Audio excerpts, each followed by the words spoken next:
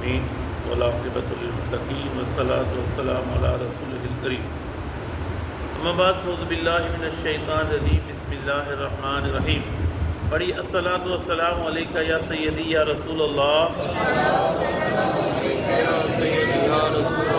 الصلاۃ والسلام علیک یا سیدی یا حبیب اللہ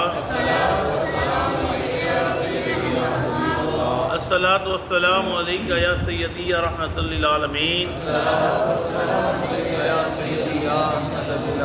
وعلی آلک و اصحابک یا سیدی یا خاتم النبیین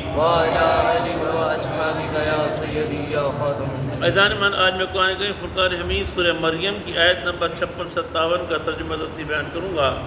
اللہ تعالیٰ کو صحیح بیان کرنے کی، حق بیان کرنے کی توفیق عطا فرمائے، مجھے اور آپ کو سن کر قائم دائم رہنے کی توفیق عطا فرمائے۔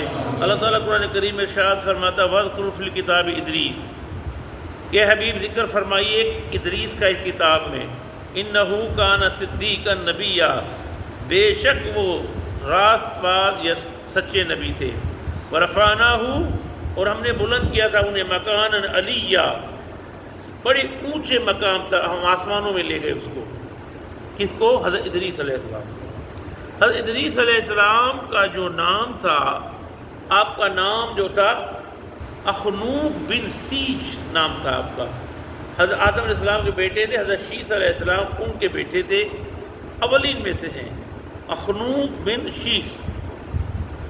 اللہ کریم نے آپ پر 30 صحیفے نازل کیے تھے اور آپ بڑا درس دیتے تھے، لوگوں کو درس دیتے تھے، تدریس کرتے، اس وجہ سے آپ کا نام ادریس پڑ گیا۔ ادریس کے معنی ہے زیادہ درس دینے والا، زیادہ تقریر کرنے والا، زیادہ بیان کرنے والا۔ ادریس، آپ زیادہ درس دیتے تھے، آپ بہت درس دیتے تھے، آپ نے درس دیا لیکن لوگوں نے آپ کا انکار کر دیا تو اللہ کریم نے ان کی قوم کو ہلاک کر دیا۔ اچھا، آپ اللہ کا ذکر بہت زیادہ کرتے تھے۔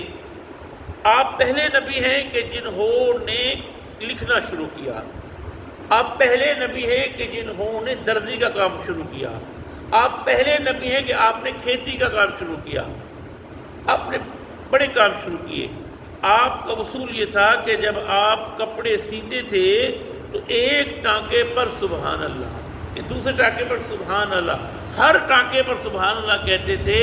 اٹھتے بیٹھتے چلتے آپ کی زبان اللہ کے ذکر سے نہیں رکتی تھی، ہر وقت اللہ کا ذکر کرتے تھے۔ تو اللہ کے ایک میں حدیث شریف میں پڑھ رہا تھا، حضرت کعب سے روایت ہے، حضرت عبداللہ ابن عباس نے حضرت کعب سے پوچھا، کہا کہ اے کعب حضرت ادریس کے بارے میں بتائیے۔ کہا کہ اللہ کے نبی نے فرمایا تھا کہ ادریس جو ہے اللہ کے وہ نبی تھے کہ ایک فرشتہ اللہ سے عرض کرنے لگا کہ یا اللہ میں ادریس سے ملنا چاہتا ہوں۔ وہ جو فرشتہ تھا اس کی ڈیوٹی اعمال پر تھی، کہا میں دیکھنا چاہتا ہوں کہ اس کے اعمال بہت بلند ہوتے ہیں، زمین پر جتنی مخلوق ہے لیکن اس کے اعمال بہت زیادہ بلند، روزانہ کیا کرتا ہے یہ؟ تو رب نے کہا اچھا جا ملاقات کر۔ وہ آیا، آ کر دیکھا کہ آپ جو کام کر رہے ہیں لمحہ بلمحہ لمحہ بلمحہ آپ کی زبان اللہ کے ذکر سے بھائی تو اللہ کا بہت ذکر کرتے ہیں۔ اچھا، پھر آیا، آپ سے پوچھا آپ کون ہیں؟ کہا کہ میں اللہ کا مقرب فرشتہ ہوں۔ آپ کہنے لگے کہ تم ملک الموت کو جانتے ہو؟ بولا ہاں میں جانتا ہوں۔ دوستی ہے تمہاری اس سے؟ بولا ہاں۔ بولا میری سفارش کرو۔ بولا کیا سفارش کروں؟ کہا کہ مجھے ساتھ لے کے چلو۔ فرشتہ اپنی پر پر بٹھا کر لے کے آیا، یہ ایک روایت ہے، پر پر بٹھا کے لایا۔ کہا کہ میری عمر تھوڑی بڑھا دے، میں اللہ کا ذکر زیادہ کروں۔ آ کر عرض کی فرشتے سے، اسرائیل سے، ملک الموت سے، تو کہا تمہارا نام کیا ہے؟ کیا میرا نام ادریس ہے۔ جب نام دیکھا کہا تمہاری عمر تو پوری ہو گئی، تمہاری عمر تو ختم ہو گئی۔ ایک روایت ہے، کہا ادھر ہی ان کی روح قبض کر دی، یہ ایک روایت ہے۔ دوسری روایت جو ہے وہ یہ ہے، کہا کہ ملک الموت نے جب دیکھا کہ اتنا ذکر کرتا ہے یہ، تو وہ ایک دن ملنے کے لیے آ گئے، پورے دن ساتھ رہے۔ جب ساتھ رہے شام جانے لگے، ایک بکری کا ریوڑ دیکھا تو ملک الموت کہنے لگے ادریس ایک بکری کا بچہ اٹھا لیتے ہیں اس میں سے، کیونکہ شام کو روزہ کھولیں کہاں سے کھانے کو آئے گا، اس کو ذبح کر کے پکائے کھائیں گے۔ کہا تمہیں توکل نہیں اللہ کی ذات پر، تم میرے ساتھ نہیں رہ سکتے۔ اچھا بھی چھوڑو، نہیں کوئی بات نہیں ہے، اللہ میں رزق دے گا۔ شام کا ٹائم ہوا، اللہ نے رزق بھیج دیا۔ اب جب رات کو ٹائم وہ عبادت کرنے لگے تو ادریس علیہ السلام انسان تھے، تھک گئے، لیکن وہ فرشتہ نہ تھکا۔ آپ حیران ہوئے، کہا یہ نہیں تھکا۔ دوسرے دن پھر آپ چلے، جب چلتے رہے راستے میں انگور کا باغ آیا، وہ پھر کہنے لگا کہ ادریس انگور توڑ لیں، پھر آگے بھوک لگی تو کہا کہ نہیں نہیں اللہ خود رزق دے گا۔ اللہ کا رزق دیا، کہا کھاؤ، کہا میں نہیں کھا سکتا، میں اللہ کا مقرر فرشتہ اسرائیل ہوں۔ اچھا تم اسرائیل ہو؟ کتاب میں آیا کہ اسرائیل میں چاہتا ہوں کہ تم میری روح قبض کرو، میں دیکھنا چاہتا ہوں کہ بندہ کیسے مرتا ہے،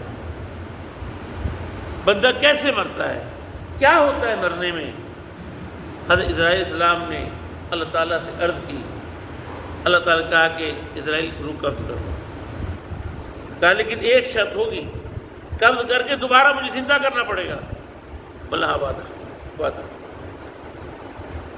اب روح قبض کر لی، روح قبض کر کے دوبارہ زندہ کیا تو اسرائیل پوچھنے کہ بتا کیا منظر تھے روح قبض کرنے میں۔ بولا میں چھوڑ دے، کہ پایا نہیں کر سکتا میں، کیا ہوا میرے ساتھ۔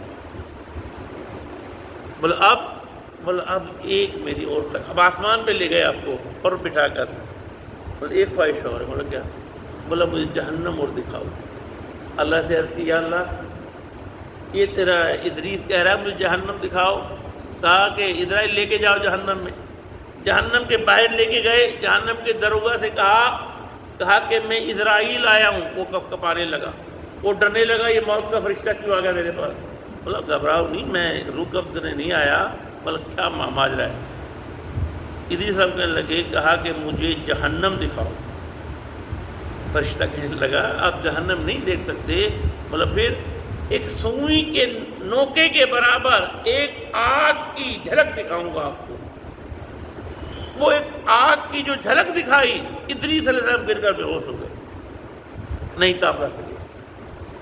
آپ ہوش میں آئے، کہا ادریس کیا ہوا؟ یہ تو بڑی خطرناک ہے بھائی۔ بولا اب کیا کرنا؟ بولا یار اسرائیل ایک کام کرو، دیکھو نا اللہ کریم نے ایک بات، اب یہ عرض ہے۔